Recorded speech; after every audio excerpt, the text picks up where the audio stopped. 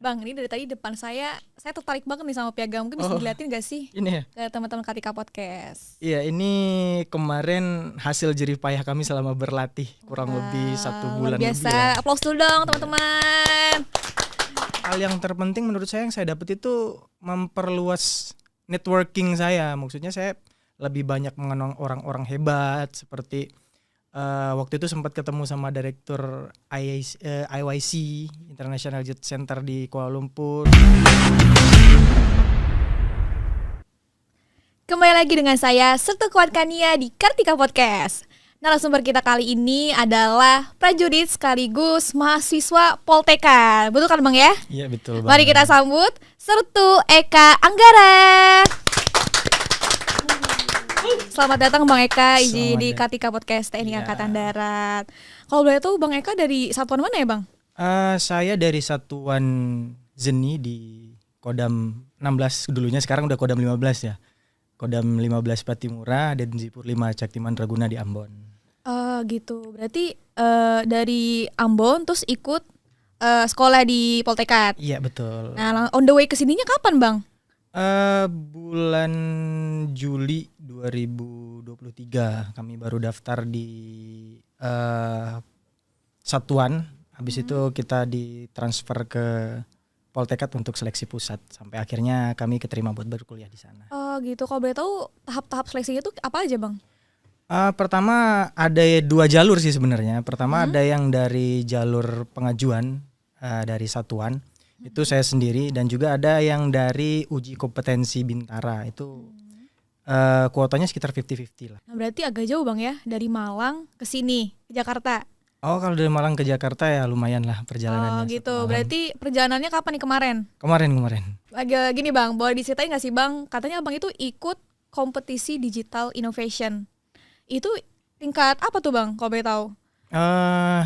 Jadi sebelumnya saya boleh nyapa teman-teman saya di Ambon boleh dulu Mbak. banget. Kebetulan satuan saya kemarin minggu ini baru berulang tahun yang ke-54. Saya ucapkan selamat hari jadi ke-54 kepada Satuan Detasemen Zeni Tempur 5 Caktiman Raguna. Semoga semakin solid dan jaya selalu.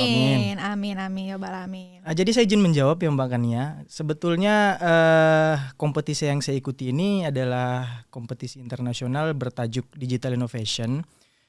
Itu sebenarnya tuh sejenis ide gagasan yang mau kita ungkapkan atau kita tuangkan, akhirnya dituangkan dalam tulisan atau proposal. Nanti kita buat presentasi, nanti presentasinya yang dinilai oleh para juri. Cuma untuk prosesnya lumayan panjang, dari mulai kami mendaftar, buat esai, sampai wawancara, sampai bisa terpilih jadi delegasi. Oke, itu semacam artikel Bang ya, kalau gitu? Bisa dibilang artikel sih, kalau kita mau buat jadi artikel. Cuman kami kemarin lebih milih buat jadi ke proposal, biar bisa kita ajukan ke satuan gitu. Oh gitu. Nah itu kalau boleh tahu temanya tentang apa tuh Bang? Temanya tentang program United Nation atau PBB. Itu kan mereka punya program yang kita kenal dengan SDGs, Sustainable Development Goals. Itu kayak program berkelanjutan dari United Nation itu sendiri yang berfokus pada beberapa bidang seperti bidang kesehatan, bidang pendidikan, ekonomi maupun lingkungan. Kayak gitu seperti itu. Kenapa Abang memutuskan untuk memilih topik tersebut Bang? Kenapa nggak tema yang lain? Digital innovation-nya. Digital innovation-nya kebetulan itu tingkatannya maksudnya lebih ringan, maksudnya lebih slow. Jadi nggak terlalu terfokus pada pembuatan alat. Mungkin senior kami yang terdahulu mungkin lebih jago untuk dalam hal itu. Kalau untuk pikiran mungkin semua orang bisa. Jadi kami mencoba yang ringan-ringan dulu gitu Mbak. Itu dalam eventnya itu Abang sendirian atau ada tim? Oh iya, ini kebetulan tipe kompetisinya kami mainnya per tim. Dalam tim itu kami beranggotakan ada yang 7 orang dan 8 orang. Oh gitu. Itu tuh sistem lombanya tuh kayak apa Bang kalau boleh tahu? Apakah semacam cerdas cermat atau kayak gimana tuh Bang? Iya, seperti yang saya jelaskan tadi ya Mbak Kania. Lombanya ini kita pertama tuh nyiapkan materi dulu. Nah, kita mau masuk materi mana nih? Kebetulan dari ke-7 anggota tim saya itu backgroundnya mereka rata-rata di kesehatan ada yang dari Fakultas Kedokteran UI, ada yang dari Psikologi Universitas Brawijaya. Jadi untuk tim saya kebetulan kami mengambil fokus di bidang kesehatan dengan menawarkan ide berupa aplikasi kesehatan berbasis digital atau personal healthcare assistant kayak gitu. Nama aplikasinya Personal Health? Itu tema aplikasinya personal tema healthcare aplikasinya. assistant. Nama aplikasinya High Health. Oh, berarti itu bisa di-download sama umum dong? Untuk pembuatannya belum, Mbak, karena kami kan cuma mengajukan proposal nih. Proposal itu kalau misalnya disetujui sama company tertentu, kami bisa ajukan untuk pembuatan provider si aplikasinya gitu. Luar biasa sekali Bang, itu inovasi yang memang jarang banget sih di kita untuk mengajukan inovasi tersebut. Iya. Nah mungkin karya yang dari Abang sendiri apa aja yang dipersembahkan kepada juri di sana sampai akhirnya Abang mendapat penghargaan Best Presentation? Sebenarnya persiapannya cukup panjang ya Mbak dari tim kami. Berawal dari kami nyiapkan tema, mau kami ngambil tema yang seperti apa. Setelah itu kita buat proposalnya. Setelah kita buat proposalnya, selanjutnya kita siapkan slide paparannya. Tentunya latihan tiap malam meskipun kami kan jaraknya jauh-jauh tuh anggota timnya. Jadi kami siasati dengan Discord atau Zoom. Meskipun demikian tidak menutup semangat kami, tidak mengecilkan semangat kami untuk terus berlatih. Karena yang terpenting di presentasi itu kan gimana kita menyajikan presentasi itu tidak vakum, ya kan, waktu selama pemaparan kami itu. Jadi sebelum kami mulai latihan presentasi nih, saya kebetulan leader di timnya, jadi saya tanya sama rekan-rekan tim saya, ini kita menentukan moderatornya dulu, nanti setelah itu kita pembagian tugas. Saya tanya ini sebelumnya ada yang background pernah jadi MC atau host atau presenter dan segala macam. Nah kebetulan anggota tim saya itu rata-rata pada kepo kan. Lah. Keponya gimana tuh? Iya kepo, jadi mereka tuh stalking Instagram gitu kan. Lah kan kakak sendiri yang sering nge-MC katanya, itu kelihatan di feed Instagramnya, wah ketahuan. Jadi akhirnya saya ngambil alih jadi moderator seperti gitu. itu. Bang, ini dari tadi depan saya tertarik banget nih sama piagam. Mungkin bisa dilihatin gak sih? Ini ya? Ke teman-teman Kartika Podcast. Iya, ini kemarin hasil jerih payah kami selama berlatih kurang lebih 1 bulan. Luar biasa. Lebih. Aplaus dulu dong teman-teman. Wah, ini juara berapa nih Bang? Kami di tempat ketiga karena luar biasa sih persaingannya. Mereka bagus-bagus banget. Mungkin yang bikin kami lebih sedikit unik dibandingkan yang lain tuh kami berinisiatif menggunakan aksesoris dari daerah-daerah di Indonesia. Jadi kita selain mengenalkan inovasi, kami juga mengenalkan budaya di luar negeri sana. Oh, berarti itu dalam memaparkan itu Abang memakai baju adat?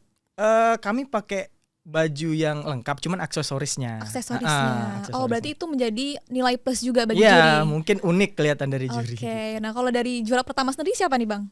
Juara pertamanya dari tim kesehatan juga kalau nggak salah, dari tim 1 kesehatan. Karena mereka ngambil tema waktu itu saya lupa temanya apa, cuman mereka luar biasa pemaparnya. Oh gitu, itu dari luar negeri atau dari Indonesia? Dari Indonesia juga. Kebetulan kita menyabet banyak penghargaan. Luar biasa. Terus kalau juara 2-nya Bang? Juara 2-nya dari tim lingkungan dengan Inovasi Meget kalau nggak salah. Oh gitu. Yang ulat pemakan sampah itu. Oke. Ya. Nah, kalau dalam event internasional tersebut diikuti oleh berapa negara tuh Bang? Dari Singapura, Malaysia, Indonesia. Berarti cuman negara-negara Asia aja Bang ya, itu pun nggak semua ya. Tetangga ya. Tetangga. Nah, terus ini nih Bang, faktor utama apa sih yang menurut Bang Eka itu penting dalam kompetisi digital innovation, dan bagaimana sih Abang menyiapkan dalam menghadapi tantangan tersebut Bang? Sebenarnya untuk penyiapan sih tantangan kami itu lebih ke gimana kita menyatukan rekan-rekan tim saya, yang sebetulnya saya jadi leader kan. Gimana menyatukan mereka yang dari background keilmuan yang berbeda-beda harus bekerja sama untuk menuju satu goals, itu lumayan struggle sih, tapi alhamdulillah itu bisa terlewati. Tapi yang sebenarnya yang jadi underline banget waktu kami proses itu perizinan kami sebenarnya. Waktu itu kami sempat pesimis mau berangkat ke Malaysia karena terkait perizinan. Karena emang kebetulan banget waktu itu tabrakan sama momen pergantian kepemimpinan di sana di Poltekad. Waktu itu Sertijab Komandan kalau nggak salah. Tapi syukur alhamdulillah berkat dukungan dari dosen-dosen pembimbing kami di jurusan elektro dan juga teman-teman saya di kelas LK Sista Angkatan 8 luar biasa yang terus memberikan support dan memberikan keyakinan kepada saya bisa pasti berangkat, pasti ada jalan. Dan terlebih lagi syukur alhamdulillah komandan kami waktu itu, komandan kami yang baru sangat mengapresiasi dan sangat mendukung kegiatan kami di Malaysia sana gitu. Baik Bang, nah tadi kan Abang bilang ada goals nih di event tersebut. Nah emang goals Abang sendiri apa sih selain untuk menang gitu Bang? Goals saya sih sebenarnya bisa dapat sponsorship dari si aplikasi yang kami tawarkan itu, cuman mungkin belum beruntung ya, tapi nggak apa-apa lah, tidak mengecilkan semangat kami. Wah luar biasa sekali Bang. Nah menurut Abang nih faktor dan kunci keberhasilan seperti apa nih Bang dalam presentasi Abang ini, dan apakah Abang punya pendekatan khusus nih Bang? Kalau untuk yang membuat kami lebih diunggulkan dibandingkan yang lain sih, saya lebih ke time management sih Mbak. Kami kan di kompetisi ini diharuskan 7 orang tim itu harus dapat bagian semua, harus memaparkan semua apa yang kami sudah buat sebagai project itu. Jadi sebisa mungkin saya mengatur sedemikian rupa jangan sampai ada yang overpowering dari satu orang ataupun ada yang nggak terlihat sama sekali. Jadi balance gitu, mungkin itu yang membuat nilai plus buat kami Mbak. Nah kalau boleh tahu dari 7 orang ini nih dalam satu tim, itu semua dari Poltekad juga atau gimana Bang? Dari 7 tim itu cuma saya sendiri yang dari Poltekad, sisanya itu dari Universitas Barujaya ada, dari universitas di Sumatera kalau nggak salah di Palembang ya ada, dari UI juga ada gitu. Wah, luar biasa, berarti ini berkolaborasi ya Bang ya, antara universitas militer dan juga universitas sipil juga. Nah kalau boleh tahu kalau dari jurinya sendiri nih, kan itu internasional, itu dari negara mana aja Bang? Kebetulan jurinya itu dari 3 negara yang ikut tadi. Indonesia ada perwakilannya, dari Malaysia ada, dan dari Singapura ada. Oh berarti tetap aja jurinya dari negara-negara tersebut betul. Ya. Oh. Nah kalau Bang Eka kan udah berevent tingkat internasional, nah mungkin ada yang bisa Abang pelajari nggak sih dari event internasional tersebut? Banyak banget sih Mbak. Untuk yang saya dapat dari sana setelah saya pulang dari Malaysia tuh lebih ke gimana ngolah lagi leadership saya untuk menyatukan rekan-rekan yang dari berbeda background tadi. Terus gimana cara mengelola si time management tadi sehingga kami tuh nggak sampai over dari waktu yang disediakan atau kurang. Itu kan bisa mengurangi poin kami dalam penilaian juri. Tapi sebenarnya di balik cover kompetisi ini, hal yang terpenting menurut saya yang saya dapat itu memperluas networking saya. Maksudnya saya lebih banyak mengenal orang-orang hebat seperti waktu itu sempat ketemu sama direktur IYC International Youth Center di Kuala Lumpur, terus ketemu mahasiswa hebat dari universitas lain. Jadi itu kayak semacam memberikan saya nilai plus atau mengangkat value diri saya sendiri sehingga mungkin bisa bermanfaat buat instansi saya atau kampus saya ke depannya nanti. Baik Bang, nah kalau boleh tahu di dalam presentasi itu berapa menit Bang disediain waktunya?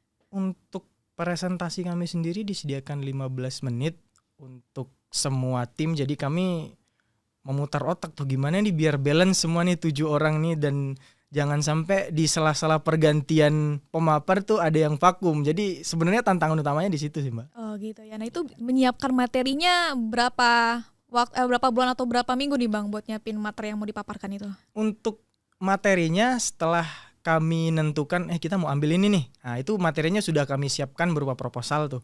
Tapi slide paparannya belum. Nah slide paparannya itu kami siapkan kurang lebih 2 minggu atau 3 minggu lah sebelum kami berangkat ke Malaysia. Luar biasa, itu semuanya berarti berpikir dan bekerja Bang ya. Ya. Wah, luar biasa sekali nih Bang. Terus ini Bang, menurut Bang Eka, seberapa penting sih inovasi digital di era masa kini, khususnya untuk di lingkungan TNI Angkatan Darat? Kalau menurut saya sendiri sebagai mahasiswa sih Mbak ya, itu sangat penting sekali. Karena kita tahu sekarang nih bukan cuman di pertahanan, di semua lini kehidupan, di semua bidang kehidupan sekarang kan udah mengalami digitalisasi, Mbak. Kalau kita masih bertahan dengan hal-hal konvensional, itu menurut saya kita bakalan ketinggalan dari negara lain. Khususnya kami mahasiswa dari Poltekad yang background lulusannya itu nanti sebagai teknisi, sebagai asisten tenaga ahli atau sebagai asisten peneliti dan juga sebagai instruktur.